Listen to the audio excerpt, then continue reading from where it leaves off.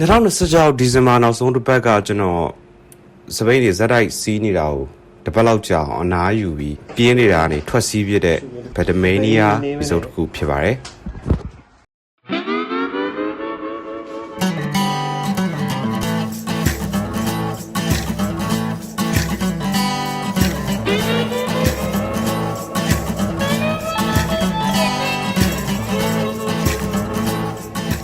ဒီတစ်ခါ ride ကကျွန်တော်ဒီတိုင်းဥတည်ရမယ်တော့မဟုတ်ပါဘူး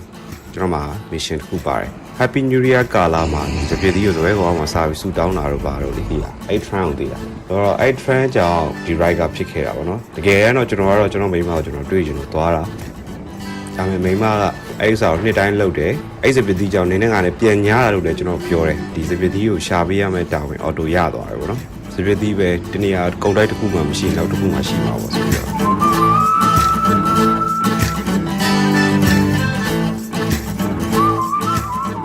အရင်ဆုံးကျွန်တော်ပြည်လမ်းမပေါ်က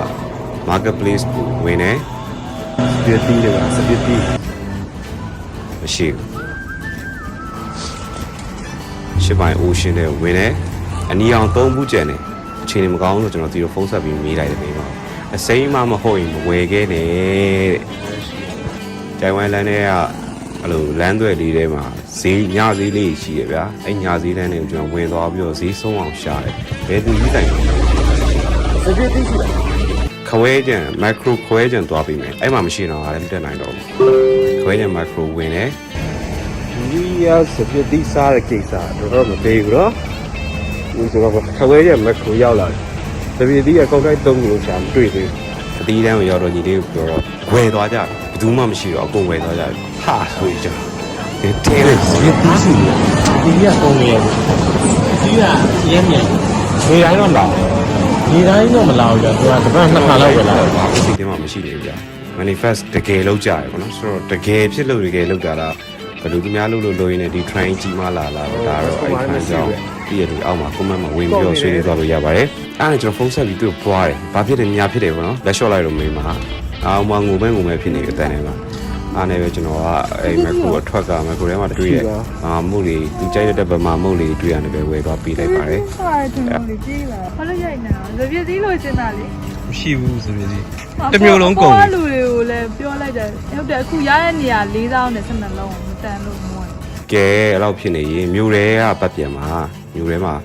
16လမ်းမှာထပ်ရှာပေးမယ်အသီးဆိုင်တွေရှိတယ်မရှိရင်တော့မတက်နိုင်ဝင်မှာလို့ကျွန်တော်ပြောလိုက်တယ်အားနဲ့ကျွန်တော်ပြန်သွားခဲ့ပါတယ်မိမအောင်နှုတ်ဆက်ပြီးတော့စပီးဆိုဇီးသီးစားလားဇီးသီးကိုယ်ဝယ်စားလိုက်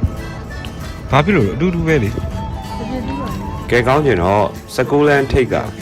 ဆိုင်အသီးဆိုင်မှာသူဂျပန်သီးကိုပြောတာဂျပန်စပစ်သီးလားဘယ်လိုဂျပန်စပစ်သီးကပါသီးမသိပါဘူးထိုင်ဝမ်လားမပြောတယ်တော်တော်လှရဗျာအဲ့စပစ်သီးနှလုံးကြံနှစ်လုံးကိုနှစ်တွဲကြံအဲ့တော့ဝယ်ဖို့ဘေးမှာ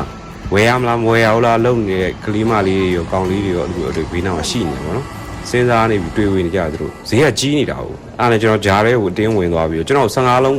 ချိန်ပေးပါဆိုပြီးတော့ကျွန်တော်15လုံးရအောင်အတင်းဝင်လိုက်တယ်မအောင်တော့လို့ထင်နေစပစ်သီးမရှင်ကျွန်တော်အောင်ခဲ့ပါတယ်ကျွန်တော်ရဲ့ an all ရဲ့စိတ်ကိုကျွန်တော်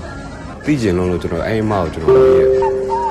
အမကြီးဒါပုံမှန်ဈေးပဲလားဒီစပစ်သီးရဲ့မျိုးစားကဒီဈေးပဲလားပုံမှန်ပဲလားဆိုတော့မဟုတ်ဘူးမောင်ကြီးဒီရက်ပဲအရန်လူဝင်နေကြလို့ဆိုတော့ကျွန်တော်သဘောပေါက်လိုက်တယ်စပစ်သီး manifest လောက်ကြသူတွေအရန်များတယ်ဗျာကဲနှစ်သက်မှာပျော်ရွှင်ကြပါစေကျွန်တော်2025 2026မှာသူလှုပ်ချင်တာလေးကိုစူတောင်းခွင့်ရအောင်လုပ်ပေးနိုင်ခဲ့တယ်ပေါ့နော်အဲ့အတွက်လည်းကျွန်တော်ရှင်းနေပါတယ်